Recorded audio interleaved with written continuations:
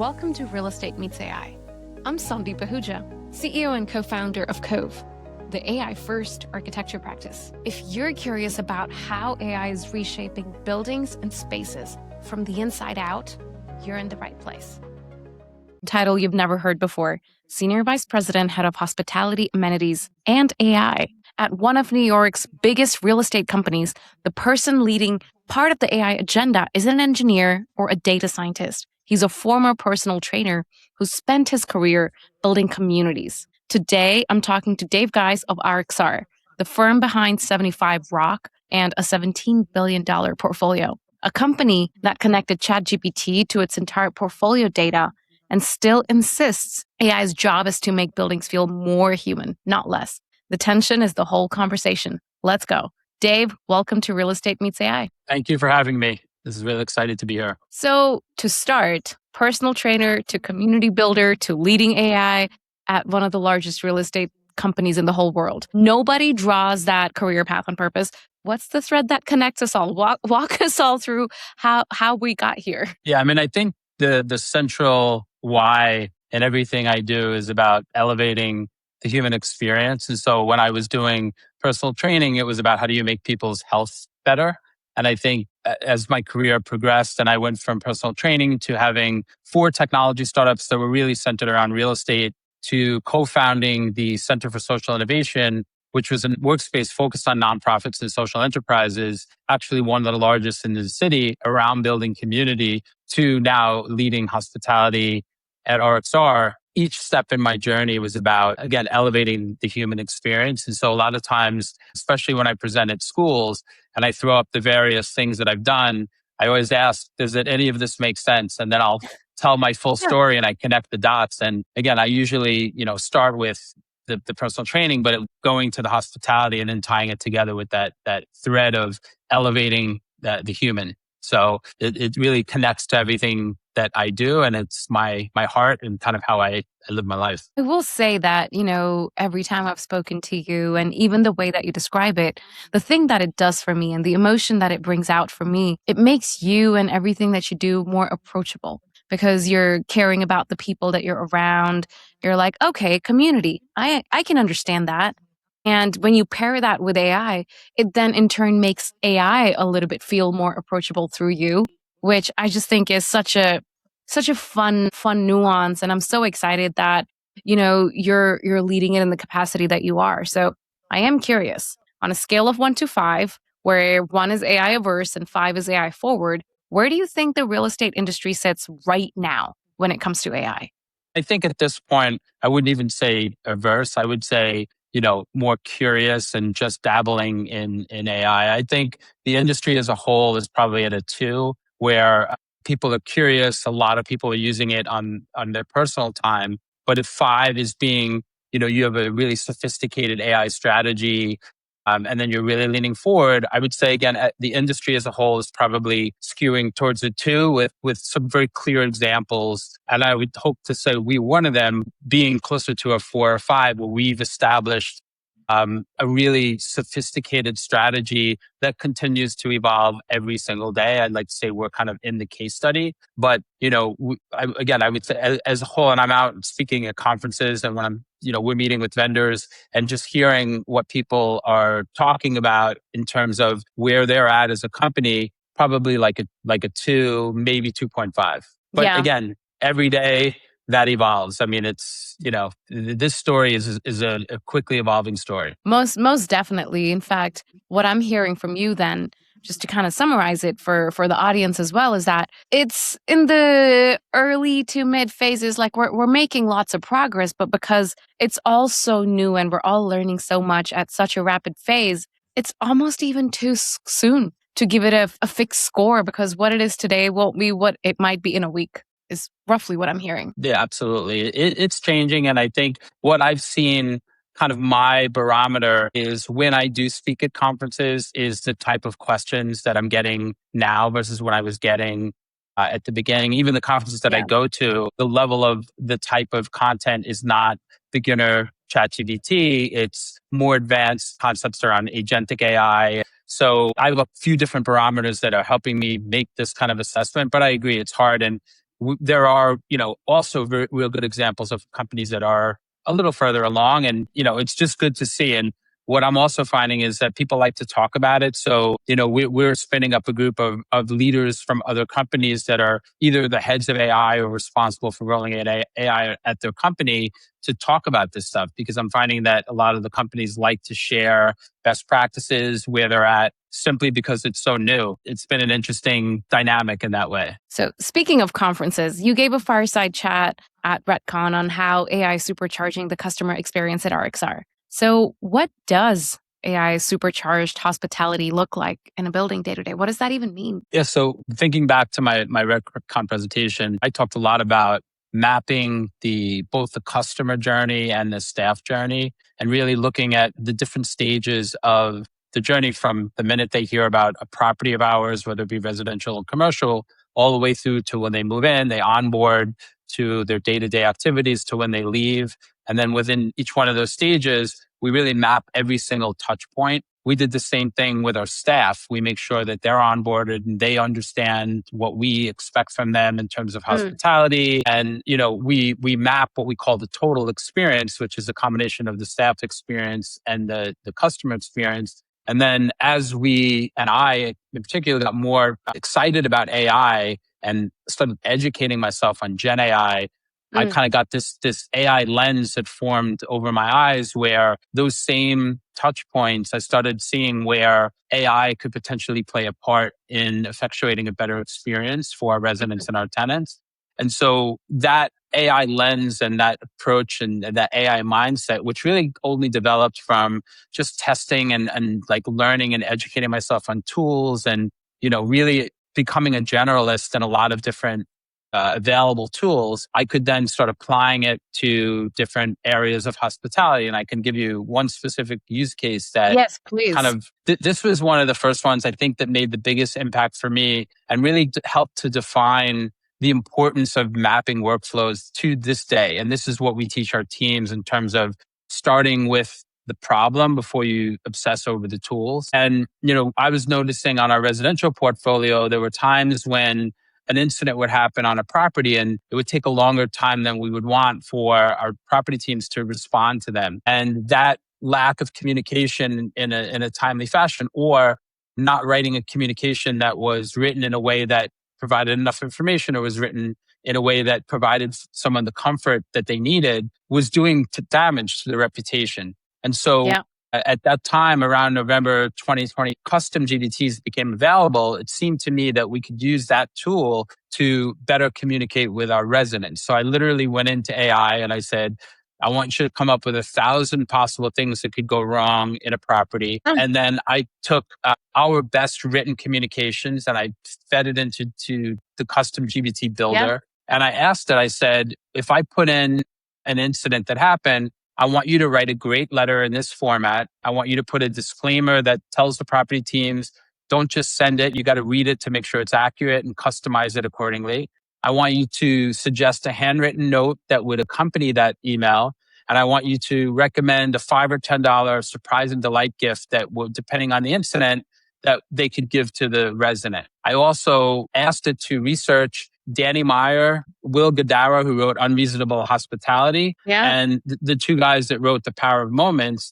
And I said, when you make that recommendation, tell me what each one of those three folks would do in this situation if it happened in one of their restaurants in their hotels. And so that really changed the game in terms of how fast we got back a initial draft of something. It still needed to be delivered by the human in our building, and it still was delivered as a personal handwritten note, and it was still delivered as a handwritten gift. But that little example is kind of probably one of the initial really impactful, from a pretty easy build, use cases of AI that we applied. And then that got me really, really excited, where I then started experimenting with a lot of other things. And I'll just take one step back and say, we at RXR had a digital lab that has been active since 2019. So our teams were custom building a lot of products for, 7 years before even today. And when Gen AI came out, we merged and became the AI Digital Lab. And we had already started building the data lake and a lot of the collection and the management of the data that really positioned us for where we are today.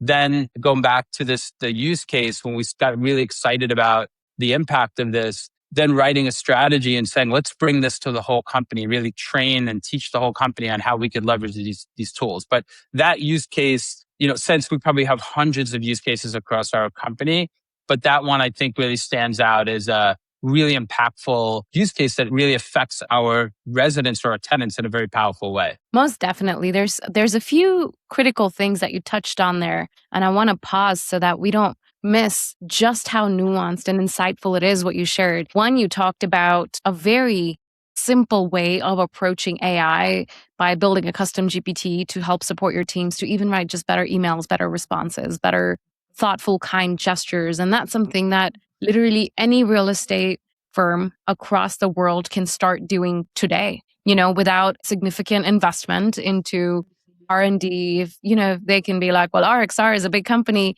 they've got all the funds to figure this out. Yes, but what you just described is an extremely approachable way, to get going and across the various different use cases. And you did say that there's hundreds and hundreds and hundreds of different use cases similar to that, and how the lab has now come together, from a digital framework. What I was curious, you said the first thing you did in that use case was have it come to you with a list of 100 or 1,000 problems that can occur. Was there any that you read in there that you could have not imagined yourself? I mean, I to be honest, I didn't look through all 1,000 Sure. in that list. But I just wanted to know that we had enough of a variety that when somebody on site would put it in. But I say that in jest because it always spits out big lists. And I'm like, I always see things. I'm like, yeah, I would have never thought of that ever in my wildest dreams. I'll tell you this. I cannot tell you how many times it happens in real life, and you're like, I cannot believe that happened on a property. So yes. I think real life outsmarts AI sometimes in terms of most definitely indeed. Okay, so the thing that I'm also really, really curious about is, to get a little bit concrete, and you've talked about real numbers that you have that honestly most in the industry would kill for. So your Tulu, the AI-driven amenity platform you've rolled out across the residential portfolio, those smart units in buildings where residents grab what they need on demand. The AI tailors product mix buildings by building. The numbers, based on our research, is that 74% of residents downloaded it and nearly 40% use it 3 to 5 times a month, over 100,000 uses. And it's ranked the number 1 amenity in multiple buildings. So take me inside. What did the AI figure out about your residents that you didn't know? This is such a cool story to me. Yeah, I mean, it's helping us to determine really the product mix and what they're looking for. I mean, the AI, as it pertains to Tulu and what they bring to us and why it's such a great partnership, they've been such good partners from the beginning in terms of, making it a frictionless experience for us to bring their units into the building. And then as they got more sophisticated themselves with the technology, we said, okay, we want to make sure that depending on the property where the Tulu is located, that the products themselves are customized depending on, sometimes you're in a food desert where there's not a lot of options for food. So they might offer some more food options. We like them a lot. They have a lot of convenience type items in their units. It's not just a food vending machine. They'll have a vacuum fryer, air fryer. They had the Oculus. But when things start to become dated or they're not being utilized a lot, they will update based on, running an analysis of what our tenants are looking for. That data, then sharing it back to us, starts to give us clues as to what else could we be doing? Where else could we lean in to make the experience better for our residents? So we are constantly looking at data from a variety of different trigger points for us that we can try to assess what would be better programming, better amenities, better conveniences to deliver that next level of hospitality. I also lead the RXO program, which is our experience program. Yep. It's our hospitality platform in our company. And our teams on both the residential side and the commercial side really obsess over how do we continue to keep elevating the experience. And the AI, its ability to personalize the experience more and really will continue to evolve is what's really, really exciting for us. Yeah. No, that's really exciting. And you touch on the data piece and how there's so many different streams of data flowing through, which I can't even imagine with all the various things that are laid out across the broad portfolio what that looks like. But I am curious because I believe deeply that AI is a multiplier, but it's worthless if there's nothing worth multiplying. So obviously, y'all have connected various types of data. In fact, can great hospitality AI even exist without boring data plumbing underneath? Hospitality's been around way before Gen AI became a thing. And I think, there were amazing stories in history of great AI, the deliverables of AI. I think what the AI does for us is it gives us an ability to have quicker insights and, a more proactive opportunity to not wait for people to come to us and tell us what they want, but really use the data to kind of read the tea leaves and be proactive, and also to help our teams do a better job of delivering that experience. So going back to that total experience, we look at it from two different directions. One is, what can the data do to help our teams become smarter in where are there red flags that are developing, where are things working and we should lean in, where can we be guiding our teams that, this person has an event coming up, a birthday, an anniversary, a graduation, and maybe recommending, you should go and do something to surprise and delight that resident. So, the data for me is just a great way of going back to supercharging. It's taking that very human component of hospitality and providing the insights and providing the proactive data that allows them to be more effective, maybe act quicker to deliver an elevated experience. Yeah. Yeah, that makes a lot of sense. So switching gears a little bit, this is a rapid fire for personal, just to get to know you a little bit better. So don't think, just answer. These are 1, 2, maybe 3-word answers. Coffee or tea? Coffee. Okay, morning person or night owl? Both. I start my day at 5 a.m. and I try to get to bed by 11:30, but I'm up at 5. I don't even set my alarm. I get up on Oh dear. I don't have an alarm, actually. I wake up early, but that's just because I have tiny children, so I have no choice in life. Okay, spreadsheets or slide decks? Slide decks. Okay, favorite building in the RXR portfolio and why? I think I love all of our buildings. I love the Starrett Lehigh building because that's where the Center for Social Innovation is located. And that was one of the highlights of my professional career, is launching that. That's really cool.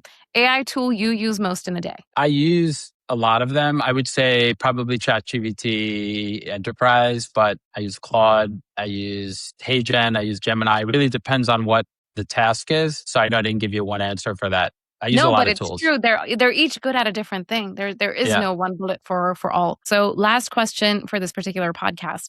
You came into this industry through the side door with, not a real estate, like standard real estate pedigree. You did it through your startups, your community, your experience, your background, your passion, and obviously are leading AI enablement at one of the biggest owners in New York. And you're talking to people every day who are trying to figure out this moment. Some are excited, some are terrified, and most are somewhere in between. What's one piece of advice that you would give to someone in real estate who's presently trying to navigate AI and what to do with that at their organization? Yeah, I would say bringing AI to the company, well, the thing that I've realized is it's really like starting a movement. And if you want to give people just random tools, that's one thing. But if you really want to embed AI into the fabric of how you operate, it requires the buy-in from the executive leadership. And our CEO, Scott Reppler, he's amazing at pushing us to keep pushing the envelope. And he's extremely supportive and beyond supportive of pushing us to continue experimenting with AI. When it becomes a mandate of leadership and executive leadership, and then people don't feel like they're pushing a rock uphill, they feel like this is a mandate of the company, people feel more empowered to experiment. And I think it's important that you have the guardrails. It's important that you have whether it's internal or external, the IT support. We have a team of people between the digital lab, our IT team, our people team that helps us map workflows and it really helps us educate our teams, our legal and our risk team that help us define our governance policies. All of this allows us to operate, and for me to be a little bit, out there with pushing the envelope, knowing that they're going to protect us and they're going to protect the company. So I would say one of the biggest things for me, like I said, is it really needs to start from the top where the top has bought into it. And also they understand it. I mean, when they're excited about it themselves and using it, then Yes. it just really gives the kind of license for the rest of the company to experiment with it. And, denying that this is happening and this is coming Huh. is really not helpful to a lot of the people that work in the company because it's not going anywhere and it's going to continue to evolve. So, Yeah. I'm not sure if that answered that No, question, but that does. And it's such great advice. And just to boil it down, I think it's the core of the matter. It's to acknowledge reality and dive right in, but do it with guardrails. That's what I picked up. And all of that is so true, and especially true at large corps, but even true for smaller businesses. Even if you're a 5, 10, 30-person practice, it still applies just as much. one other point is starting this movement. You would think it's a technology thing, but it's a cultural thing. And back to the personal training and some of the sensibilities. And you touched on this a little bit. Everybody's starting at a different place, and you have to not just kind of layer over the education thinking that everybody's going to pick it up at the same speed. And we do one-on-one training with every single person that gets the license because we Wow. know that everybody's starting in a different spot. And I think that's part of the trick here is you have to understand this is a cultural change at the Yeah. company. It's a really behavioral change. And so you need a team that's going to be patient with the group to bring them along. That is such an empathetic approach towards onboarding and rolling out technology to not just AI, really any technology. That's a very empathetic approach versus here's a piece of technology, please start using it. Let us know if you have problems. It's just such a well thought out workflow. And I can see why the flywheel is working at RXR. I can hear it, I can feel it. And it's just so exciting to learn about it firsthand from you. Well, Dave, thank you so much for My being pleasure. on the show. You have been such an inspiration. Everything that you've said has added so much insight to myself and I know our audience. I so appreciate you being here. Thanks for listening to the Real Estate Meets AI podcast. If you enjoyed this episode, make sure to subscribe on your favorite streaming platform and follow us on social media at cove.inc. Until next time, I'm Sandeep Ahuja.